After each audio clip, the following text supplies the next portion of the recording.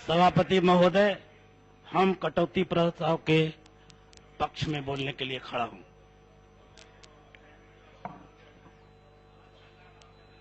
जो बातें रखी गई है बजट में, उस पर चर्चा बहुत काफी अभी हो रही है और होगी आगे भी, और माननीय मंत्री महोदय भी जवाब इसका देंगे। लेकिन मैं ये कहना चाहता हूं कि कृषि जमीन से जुड़ा हुआ चीज है, भूमि से जुड़ा हुआ चीज है। अगर भूमि का ही सही वितरण नहीं हुआ है तो किसानों का लाभ क्या मिलेगा, किसको किसान कहा जाएगा। अभी एक साथी बोल रहे थे बटाईदारी के बारे में, लेकिन गरीब किसान, भूमि मजदूर किसान और मध्यम किसान, धनी किसान और जमींदार भी हैं यहाँ। तो हम चाहते हैं कि कुछ खाका जो रखा गया सुशासन और न्याय की सरकार, सबका साथ, सबका विश्वास और सबका विकास, उसका नमूना जो हमारे पास आंकड़ा है, मैं बताना देना चाहता हूं कि किसका किस पर जमीन पर कितना कब्जा है, किनकी संख्या कितनी है, क्या रखा गया है। देश में ब्राह्मण की संख्या 1.1 है और जमीन का मालिक है 5.4। क्षत्रिय का संख्या है 4.7 और जमीन का मालिक है 75.1 और वैश्य का संख्या है 5.4 और जमीन का मालिक है 9.2। ये तीनों मिला के जमीन का मालिक कितना हो गए? 89.7। अब सोच लीजिए व्यवसाय पर इनकी कितना कब्जा है। ब्राह्मण की व्यवसाय पर है 12.4 और क्षत्रिय का संख्या जो है कब्जा 21.2 और वैश्य का है 63.3। मिला के हो गया 96.8। व्यवसाय का मालिक यही हो गए। और फिर आइए नौकरी में, तो 61.0 ब्राह्मण है नौकरी में। अरे कृषि पर वही पर मैं बोल रहा हूं, हड़बड़ा कह रहे हैं। और छात्री का संख्या है 4.7 लेकिन नौकरी में है 11.3। वैश्य का है संख्या है 5.4 और नौकरी पर कब्जा है 13.4। मिला के हो गया 86.3 और स्वर्ण जाति के 10% आरक्षण ले लिए तो 10% आउ हो गया, तो 96.3। नौकरी, व्यवसाय और जमीन का मालिक मुट्ठी भर लोग हो गए। बाकी किनके जिम्मे दिए? बजट में जो आई है बात, अनुदान देंगे, किसको अनुदान दीजिएगा? ठीक, सभापति महोदय, मैं बोल रहा हूं राजनीति में 77.4, शिक्षा में 77.4 है शिक्षा में, राजनीति में 62.4 और संख्या है कुल मिलाकर 13.2। सभापति महोदय, अब इस तरह का सुशासन और न्याय रहेगा जिसको दुशासन और न्याय कहना गुनाह होगा। कैसे होगा? और सबका साथ, सबका विश्वास और सबका आप विकास करा देंगे जब ये अन्यायपूर्ण जमीन का ही वितरण है, कैसे होगा? आपने क्रांति को चिकोर्जी कर दिया, आपने बहुत चीज किया है। आपने पीली क्रांति किया, आपने नीली क्रांति किया, भूरी क्रांति किया, स्वर्ण फाइबर क्रांति किया, गोल्डन किया, लाल क्रांति किया, चांदी फाइबर किया, श्वेत किया, पीली किया, इंद्रधनुषी किया। इससे क्या किसको लाभ होगा? तो जो भी बजट में आया है वो किसको मिलेगा? किसको मिलेगा? मैं सभापति महोदय एक बात जान लीजिए, अगर इस तरह के न्याय को कहते तो अन्याय किसको कहेंगे? और हमने तो देखा इस पर बजट के किताब पर लिखा हुआ था कि सिद्धांतों के बिना राजनीति, परिश्रम के बिना धन, विवेक के बिना सुख, चरित्र के बिना ज्ञान, नैतिकता के बिना व्यापार और मानवता के बिना विज्ञान और त्याग के बिना पूजा। ये महात्मा गांधी जी ने कहा था। तो इसमें तो लिख देना चाहिए था, बजट तो तैयार किए वित्त मंत्री कि नाथूराम गोडसे के बिना भाजपा होना चाहिए था, वो भी लिख देना चाहिए था। उनकी हत्या हुई, उनकी बातों को रखी गई है तो हत्यारों को भी रखना चाहिए। मेरा कहने का मकसद है कि अगर यही आपका सामाजिक न्याय है, और मैं समझता हूं हम भी पहाड़ पर रहे हैं और नीचे भी रहे, संघर्ष हम लोग भी किया है, और ललन जी रख रहे थे, माननीय सदस्य ललन जी रख रहे थे। मैं उनसे पूछना चाहता हूं कि इस किस पे के पक्ष में है, और मैं माननीय मंत्री महोदय से जानना चाहता हूं कि जितना अनुदान मिलेगा किनको मिलेगा, कितना %? जब सब वही लोग के है कब्जा तो बचा क्या? यही कारण है कि इधर लोग ना ताके और सत्ता और प्रशासन पर मेरा कब्जा कायम रहे और ये लोग हमारी गुलामी करते रहे। इसलिए मैं दावे के साथ कहता हूं कि ये बजट 16 आना 10 रुपए के काटने की क्या मैं बता दूं। जो भी पैसा गया है इसे बजट में आना चाहिए, कितना बजट पास हुआ और कितना इसमें खर्चा हुआ, बचा तो क्यों बच गया, उसका दोषी कौन है, और नीचे गया तो जमीन पर गया कि नहीं, बीच में कौन लूट गया, उसके खिलाफ भी बजट में आनी चाहिए बात। लेकिन ये बात नहीं आती है। बात आती है क्या, हम लोग ईमानदारी से माननीय सदस्यगण, हम तो बहुत दिन से सुन रहे थे, हम बोलते नहीं थे, डरे कि मामला गड़बड़ा जाएगा। अगर यही धर्म है, यही न्याय है, यही सुशासन है, तो हम तो पूछना चाहेंगे कि अन्याय किसको कहेंगे, कुशासन किसको कहेंगे। और अगर यही विषमतामूलक आपका संबंध बंटवारा रहेगा तो सबका साथ, सबका विकास और सबका विश्वास इसी को कहा जाएगा। और बार बार बोला जाता है कि जेल में चले गए, माननीय सदस्य तमाम लोग मौजूद हैं, वही जेल जाने वाले व्यक्ति मुख्यमंत्री बनाने वाले भी हैं, और आज के मुख्यमंत्री बनाया हुआ मिल गया तो आप बोलते हैं कि जेल में। जरा सोच लीजिए तो कलेजे पर हाथ रख के कि अगर नहीं बनाए रहते तो बीजेपी वाले माननीय सदस्य क्या चाहते, मंत्री बनते आज।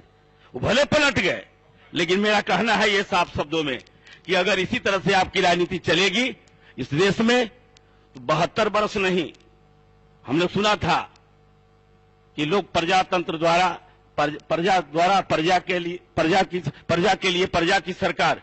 अब तो ये कहना होगा प्रजा द्वारा प्रजा को लूटने के लिए प्रजा की सरकार आपने बना दिया। ये परिभाषा आपने बदल दिया, ये परिभाषा आपने बदल दिया। लोकतंत्र का यही जनाजा रहेगा, यही तगाजा है लोकतंत्र का, यही लोकतंत्र के हम लोग रक्षक हैं। हम लोग चाहते हैं कि किसी की आलोचना करने से पहले अपने गिरबान में झांके कि हम कहां के शिकारी हैं।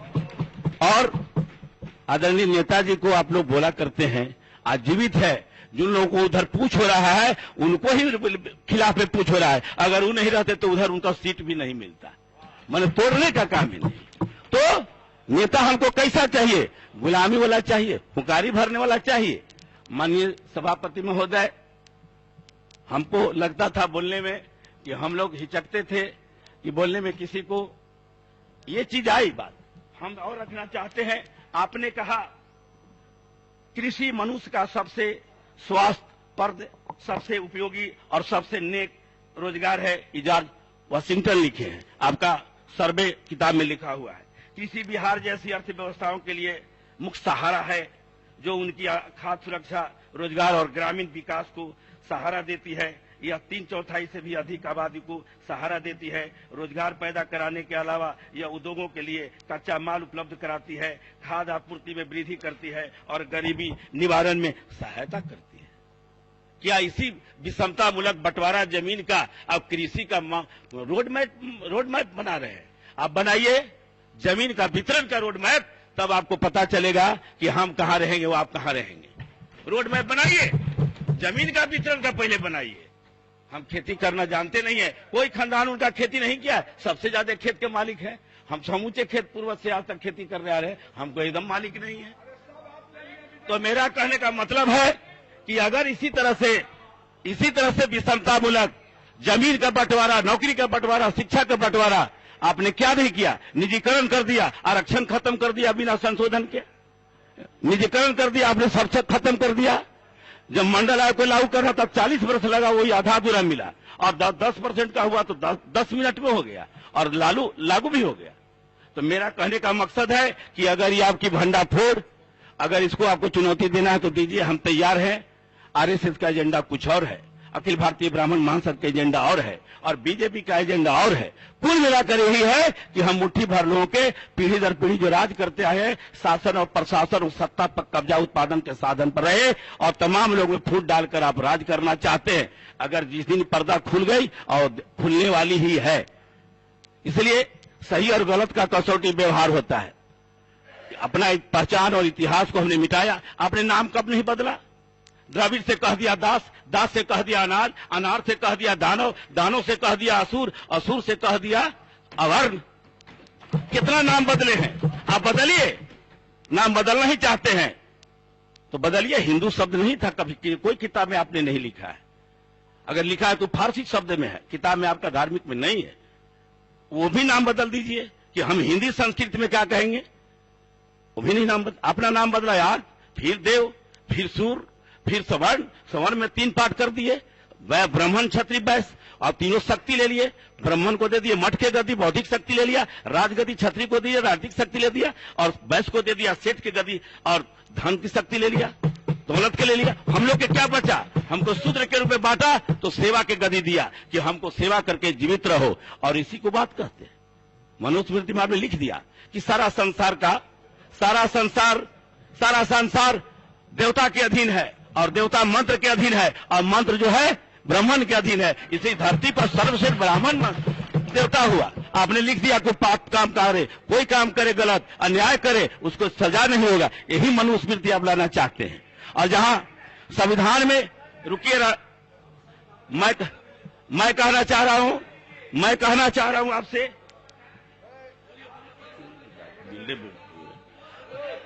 मैं कह रहा हूं सभापति महोदय, अगर इस तरह से सबका कब्जा आप ले लेंगे आज, तो मैं कहना चाह रहा हूं आपसे सभापति महोदय आपके माध्यम से कि ये बजट जो आया है सिर्फ मुट्ठी भर लोगों का फायदा के लिए आया है, बाकी लोगों को नुकसान में आया है। और मैं समझता हूं कि 10 रुपया इसको काट के प्रस्ताव को पास किए जाए, और नहीं तो जो फिर अन्याय हुआ है अभी तक जारी रहेगा, और इसको बदला जाए। अब राजनीति बदलने वाली है तो करवट लेने वाली भी, ये बड़ा मेरा कहना है। हमने एक और चीज आप लोगों को कह देना चाहते हैं, मैं सभापति महोदय, हम बड़ी गौर से पढ़ रहे थे और सुन भी रहे थे, और जन गण मन अधिनायक जय भारत विजय राष्ट्रीय गान को भी हमने सुना भी है। मैं पूछना चाहता हूं कि पंजाब जब के स्वागत गान गीत को ये क्यों रखा गया राष्ट्रीय गान में, क्यों रखा गया राष्ट्रीय गान में? तो मैं कहा, अगर प्रथम गवर्नर भी बने तो यहाँ के लॉर्ड माउंटबेटन बने आजाद भारत का, वो चले गए, हम आपके आज तक गुलाम रह गए। और यही चाहते हैं कि लोकतंत्र में भी हमारा वोट कम है तो कैसे वोट मेरे पास आओ, आपस में लड़ा दो और हम ले लें। आपने क्या किया, हमारे साथ क्या किया है? हमारे पूर्वजों को पैर में झाड़ू बांधने का काम किया, गले में टहरी बांधने का काम किया, और पुष्पमित्र सुंग ऐसा आदमी 60,000 बौद्धिस्टों को कत्लेआम किया जो सत्य हिंसा के नारा चलने वाले थे। जब महात्मा गांधी सत्य हिंसा के नारा पर आजादी लेने का काम किया, आप उनको हत्या कर दिया, कैसे बात है? और आज आप लिखते हैं इसके बिना ये नहीं, आपका सिद्धांत यही है। अगर ये सिद्धांत है तो हम आप लोगों से कहना चाहेंगे सभापति महोदय आपके माध्यम से, ये लोकतंत्र में जब सब हम भ्रष्ट हो जाएंगे तो बचेगा कौन? विधायिका, कार्यपालिका, न्यायपालिका और मीडिया भी। तो क्या होगा? आज देख रहे हैं भारत में क्या हो रहा है। अब क्या चाहते हैं कि भारत में जनता लड़ती रहे, एक भी लड़ाई में आप कहीं शामिल नहीं होते हैं। हम महसूस करते हैं इस बात को। लड़ जाता है वो लोग व्यक्ति जो बेचारा हमारा पूर्वज बना मुसलमान, जो बड़ा सिख, ईसाई, बौद्ध कैसे बना? आपके अमानवीय व्यवहार के कारण बना। बौद्ध बना तो आपके अमानवीय व्यवहार के कारण, सिख बना तो आपके अमानवीय व्यवहार के कारण, और मुसलमान भी बना था मेरा पूर्वज आपके अन्याय के कारण। जिस बात को कहते हैं कि अन्याय, 131 को एमपी हमारे हैं दलित और आदिवासी से रिजर्व करके गए हैं, रिजर्वशिप से, एक आवाज नहीं निकालते हैं। क्या बात है? कोई मंदिर में मुख्यमंत्री चले जाते हैं तो आप उनको धोना शुरू कर देते हैं। क्या अजीब बात है। अब पद देना चाहते हैं, प्रतिष्ठा देना नहीं चाहते हैं, और वो बेचारे आपके वकालत करते हैं। हम तो वकील को देखते हैं बहस करते हुए सभापति महोदय कोर्ट में कि फीस मिल गया तो मेरा वकील एकदम निर्दोष है, अगर फीस उधर से फीस मिला तो कहा कि सही है। तो हम लोग वकालत ना करें। विपक्ष और विरोधी का मतलब है, लिखा हुआ है साफ शब्दों में, राजनीतिक दल राष्ट्र निर्माण के साधन है, साधन नहीं है। तो हम लोग साध बनने का काम करें, जो लक्ष्य मिला है हम लोग काम वो करें, और नहीं तो हम भ्रष्टाचार में गोता लगा लें और भ्रष्टाचार के खिलाफ कार्रवाई का कमेटी बनावें। हमारे माननीय मंत्री जी गए थे, हमारे प्रभारी मंत्री विनोद कुशवाहा जी, और हमारे अरवल में प्रभारी मंत्री हैं। एक बार सभा कक्ष में मीटिंग हो रही थी, किसी ने कहा कि इंदिरा आवास में लूट हो रहा है, किसी ने कहा कि मनरेगा में लूट हो रहा है। चटर्जी कह दिए कि जांच कमेटी बैठाई जाए। तो मैंने कहा कि माननीय मंत्री महोदय, ये भी एगो जांच का विषय है। तो क्या हम एकरा में जे ना लूटले होगा वो मेंबर बनेगा तब न सही नहीं जाटेगा, तो फिर लूटेगा ये लोग। क्या है आपका भ्रष्टाचार? गंगोत्री है, जब गंगा जल सूदे था तब बिसलरी बोतल के कारखाना का खड़ा किए थे, और सब देवता आपके पहलवाने थे, तो बॉर्डर पर सिपाही रखने की क्या जरूरत है? गरीब जब हथियार उठावे अपने रक्षा में, आपके व्यवस्था में न्याय नहीं मिलेगा। हम लोग झेले हैं, तब हो गया उग्रवादी। अब आप शायद जय श्री राम करके तलवार भेंट कराते हैं, बॉर्डर पर जाइए ना, भेंट कर कराते हैं, तब हो जाते हैं राष्ट्रवादी, तब हो जाते हैं आप राष्ट्रवादी। वाह रे राष्ट्रवादी के परिभाषा, वाह!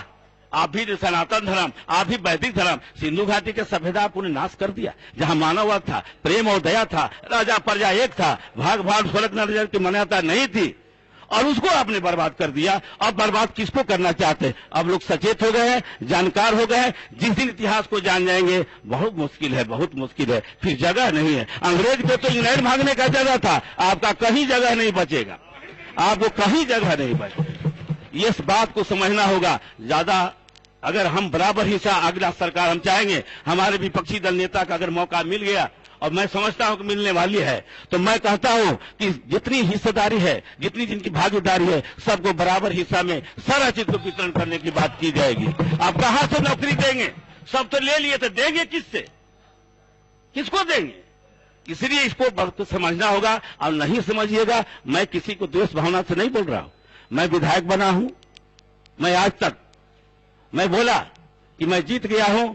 मैं जानता हूं इस बात को कि माता पिता से बड़ा कोई औलाद नहीं हो सकता है। पद चाहे जितना बड़ा पाले, और जनता द्वारा चुना गया प्रतिनिधि, वार्ड में मेंबर हो चाहे पार्लियामेंट बड़ा, पद चाहे जितना बड़ा, मतदाता से बड़ा कभी हो ही नहीं सकता है। जिन्हें अगर ही समझा तो बर्बाद हो जाएगा। इसलिए मैं चाहूंगा, जीत गए तो क्षेत्र के हो गए, और सब जनता अगर वोट दिया उसका भी, नहीं दिया उसका भी, हम विपक्ष हैं, भले हमारी भी बात सुनी जाए। अगर नहीं सुनी जाती है तो फिर सरकार का अंग ही है विपक्षी। ये तो आपने समाप्त कर दिया। कितना बढ़िया बढ़िया शब्द लिखा हुआ है, इस पर कभी अमल हम लोग करते हैं? अगर नहीं करेंगे तो क्या दशा होगा? सभापति महोदय, इसको लिखा हुआ काहे लिखा हुआ है? हम लोग क्या करते हैं धरती पर जाके? मैं कहना चाहता हूं, भ्रष्टाचार की बात करते हैं माननीय मंत्री महोदय, हमको बता दीजिए। आपका निधि में भी कमीशन चलता होगा, आप रोक दिए होंगे? नहीं रोके होंगे, मैं जानता हूं कि नहीं रोके होंगे। है तो कोई बताते मिसाल कि हम लोग दिए हो? अभी मैं कहना चाहूंगा आप लोग को सच्चाई बात कि हम लोग यहां बोलते हैं, जनता सुनती है तो कहते कि बता भाई यही बात गड़बड़ करिए, दूसरा कहीं जा रही। ये जनता मूल्यांकन करती है। हम लोग महसूस करें कि हम किसी को मान सम्मान दे रहे हैं। हमको मांगना नहीं है, हमको मान सम्मान बाजार में नहीं मिलेगी, हम देते जाएंगे, लोग देते जाएंगे। यही अगर चरित्र रहा आप लोगों का कि जनता के साथ धोखा करना, तो निश्चित तौर पर हम तमाम लोग उसके शिकार होंगे। यही कारण है कि विचारों के परिवर्तन नहीं होगा, व्यवस्था परिवर्तन नहीं होगा, तो सिर्फ सत्ता बदलने से लुटेरे बदल सकते हैं, लेकिन लूट से वंचित जनता नहीं होगी। अब बारी आ गया है कि लूट से बचाना होगा, अब नहीं तो ये आपका बेकार हो जाएगा। सब सत्ता बदलने से कोई फायदा नहीं होगा जब तक चरित्र व आचरण नहीं बदलिएगा। इसलिए अगर जनप्रतिनिधि जो काम, सुनिए, अरे रुकिए आप, मैं जानता हूं आप हमको बता, अरे आप, मैं बता रहा हूं आपको, आप समझ सुन लीजिए। माननीय मंत्री महोदय, मैं आपसे पूछा हूं, मैं कहना चाहता हूं सभापति महोदय, अगर राजनीति चरित्र को बदलना होगा, हम तमाम लोग को बदलना होगा, आप लोग भी बदलिए। देश के नागरिक हैं तो प्रेम और दया और मानवता रखिए, इससे बड़ा कोई धर्म नहीं है। अगर ये धर्म नहीं है, यहां लुटेरा भी धार्मिक बारे, बेईमान भी धार्मिक बारे, भ्रष्टाचार भी भ्रष्ट है वो भी आदमी धार्मिक, तो अधार्मिक किसको कहेंगे? सब तो वही है, तो हम किसको कहेंगे अधर्मी? तो हम लोग नवादा हो लिए धर्म का और काम कीजिए कुकर्म का, धरा जाएगा स्पॉट पर जनता फरियाद देगी। इसलिए मैं ज्यादा तो नहीं कहूंगा। अब मैं चाहूंगा आपसे, बोलवाइएगा तो बड़ी ज्यादा बोला जाएगा। तो अगर मानवता आप में नहीं है तो आप धार्मिक नहीं है। प्रेम और दया के अलावा कोई मानवता नहीं ला सकता है। इसलिए सवाल यही सीधा सीधा है, अगर आप नहीं समझेंगे तो मैं माननीय शिक्षा मंत्री महोदय, हम लोग के इलाके में ही आते हैं, हमारे माननीय प्रेमचंद बाबू हमारे नेता हैं, कृषि मंत्री हैं, ये भी एक बार गए थे लोधीपुर में कृषि फार्म में। मैंने कहा था इस बात को, यहाँ जितने किसान को अनुदान मिल रहा है, मैंने कहा था कि ढांचा फरियर खाद के लिए भेजते हैं, अब मिलता कब है? जब रोहन खत्म हो जाए तब, और जोताएगा वो कब? 45 और 50 दिन के बाद होगा, तब हरा खाद होगा। न आप बढ़िया से सिंचाई प्रचुर मात्रा में देते हैं, न समय पर देते हैं, न बीज देते हैं, न शुद्ध धान मिलता है, कोई चीज का आपका नहीं है, नहीं है किसान। तो जहां भी है, तो मेरा कहने का मतलब है कि धागा लपेटने से, टीका करने से, घंटी बजाने से कोई धार्मिक नहीं बनेगा। बदलना है तो अपने गिरबान में झांकिए कि हम मानव है कि तब मानवता है कि नहीं, नैतिकता है कि नहीं। ये काहे ला लिखे थे इतना? गांधी जी ने ये कहा था, आप यही काम कर रहे हैं ना? इसमें गांधी जी ने जो कहा था, यही बात कहा था, तो आप यही कर रहे हैं। सचमुच भी इसको किताब पर पढ़ के देखिए, यहाँ भी लिखा हुआ है, अंदर भी लिखा हुआ है। हम लोग करते क्या है? लिखल के विपरीत अगर चलेंगे तो कितना दिन आचरण से, मैट्रिक क्लास नहीं, एमएससी फर्स्ट डिवीजन से पास कीजिए, टॉप क्लास से पास कीजिए, लेकिन विचार आचार का कैरेक्टर सर्टिफिकेट खराब हो जाएगा तो सब सर्टिफिकेट बेकार हो जाएगा। झूठ बोलना, मैं तो कहा था एक दिन, ईश्वर के सब लेके ओथ लेते हैं, अगर ईश्वर होते तब पार्लियामेंट विधानसभा कभी भूकंप आ जाना चाहिए था। ओकरे क्रिया खा के लूट जारी है, कैसे होगा? कौन सा हम जानते हैं? माने ईश्वर का क्रिया खाते हैं और डरते नहीं है। सब कहते कि सब में ईश्वर वास करते हैं। हम कहा कि रेप किया उसमें भी ईश्वर, और जिसके साथ लड़की जो रेप हुआ उसमें भगवान। भगवान का रेप कर करता है वो? क्या मामला है? बाहर देश, बाहर धर्म, पवनिया के मजदूरी न मिले, नचनिया के छूट। हमारे अजीब बात है, हमने अधीश के पद पर बैठे, बेटा के दहेज दें और बेटी के दे, और दहेज विरोधी केस का फैसला भी देखिए। बाहर देश ऐसा होगा तो क्या होगा? हम माननीय विधायक शपथ लिए थे, दारू नहीं पिएंगे, ना पीने देंगे। आप पी के एकदम मस्त होकर कह रहे हैं, तो क्या कीजिएगा? कीजिए ना कार्रवाई, कहां कीजिएगा? वो गरीब मुसहर भुइया के हा, जिसे जीता भी है, उसके पास जीने का दूसरा साधन भी नहीं था, और वो ये जीने का काम को उसको जेल में बंद करते हैं, और जो पूरा स्टोर करते हैं तो वहां हिसाब किताब कितना चल रहा है मैं बताऊं, आप जान लीजिए। इसीलिए मैं कहना चाहता हूं कि ईमानदारी से बदलिए, और नहीं तो जनता पढ़ रही है, जनता आप मार्क्स किताब नहीं पढ़ेगी, जनता आपके किताब नहीं पढ़ेगी, आपके व्यवहार से जानेगी, बोलता है तो करता है कि नहीं। आप बोलिए, कीजिए, झूठ मत बोलिए। इसलिए मैं चाहूंगा जनता के कसौटी पर खड़े नहीं उतरिएगा। बात वही सही है जो न्याय संगत हो, तर्क संगत हो और व्यवहारिक हो। अगर इससे बाहर होइएगा वो सब बात गलत हो जाएगी। इसीलिए बजट जो है, मैं चाहूंगा ये बजट में आ जाए कि जमीन का भी वितरण, भूमि सुधार करके उसको समान रूप से वितरण किया जाए, और नहीं तो उनको मालिक बना दिया जाए। जो जोत के करते हैं उनको खाली बनिहार मजदूर नहीं रखा जाए। हम भी खेती करते हैं, जब आपदा आती है तो रसीद नहीं दे पाता है वो आदमी, तो पैसा वो ले लेता है जो पहले कटकेना पर दिया हुआ था, वो बेचारा वंचित हो जाता है। क्या कीजिएगा उसको? अब मजदूर है, किसान है काम, लेकिन मजदूर है। गरीब किसान अपनों खेती करता है, कुछ आपसे भी लेता है, उनसे भी जो जिनके पास अधिक खेती है। ईमानदारी रखिए, और नहीं तो मैं समझता हूं कि अब धीरे धीरे 72 वर्ष बात हो गई कि लोकतंत्र में अब तक कोई परिवर्तन नहीं है। भूखे जो लोग रह रहे हैं रोड पर, घर बिना। आप कह रहे हैं अहरा पर कब्जा कर लिया है, जिनको बहुत बढ़िया बढ़िया जमीन कब्जा है उनको हटाने में आपको माने हालत खराब हो जा रहा है, और गरीब को कह रहे हैं और बिना व्यवस्था किए हुए हटाने का काम कर रहे हैं। बड़ी बहादुरी करते हैं। और मैं आपको दावे के साथ कहता हूं, बहुत कुछ लोग कहते थे कि नक्सली तो समाप्त हो जाता सरकार अगर चाहती, पुलिस का। हमने कि अगर वो चाहती तो शोषण भी खत्म हो जाए, नक्सली पैदा नहीं होते। तो चाहना है तो कीजिए, अगर रोकना है तो इसे कीजिए। मैं अभी भी कह रहा हूं, आधुनिक हथियार की जरूरत नहीं है, आधुनिक विचार की जरूरत है। अगर विचार आपने नहीं लाया तो निश्चित रूप से हथियार से कब्जा करने का मंशा तोड़ दीजिए। मैं दावा करता हूं आप कहीं नहीं लड़ पाइएगा पब्लिक से, अभी बिगड़ जा रही है। और मैं कहता हूं, माननीय मुख्यमंत्री महोदय नहीं है, लेकिन हम सभापति महोदय से कहना चाहूंगा, रोड पर जो एक्सीडेंट होता है, हम जानते हैं एगो मरेगा तो ना मिलेगा, इससे ज्यादा मरेगा तो ओकरा खाली 2-4 गो मरे तब मिलेगा। उसको ही परिवर्तन कीजिए। जो है अनुदान सबको दीजिए, इलाज सबको सरकारी खर्चा पे हो, और विकलांग हो जाए तो उसको मदद किया जाए। सोन कमान का सब नहासी नली हो गया और बरसाती हो गया। 3 गो परमंडल का 12 जिला सोन नहर से प्रभावित है। अगर नहीं समय पर पानी मिलेगा तो समय पर दाना नहीं डलाएगा बीज का, और समय पर नहीं डलाएगा तो रोपनी भी नहीं होगा। नहर का पिछला हिस्सा में पानी नहीं पहुंच पाता है, सब बैंक खत्म हो रहा है, इसे पक्कीकरण कराया जाए और बहुत जल्दी से युद्ध स्तर पर सोन कमान का जो है इंद्रपुरी बराज में स्टोर बनाया जाए और ये हंडम और बांध सागर के से निर्भरता खत्म हो, अपना स्वतंत्र रह जाए। मैं यही चाहता हूं कि अगर बजट में आया है तो कृषि के लिए सिंचाई, कृषि के लिए दवा उपकरण सब आसानी से सस्ता उपलब्ध हो और बाजार उसको नजदीक मिल जाए। माननीय सदस्य श्री श्याम बाबू तो मैं यही चाहता हूं। यादव।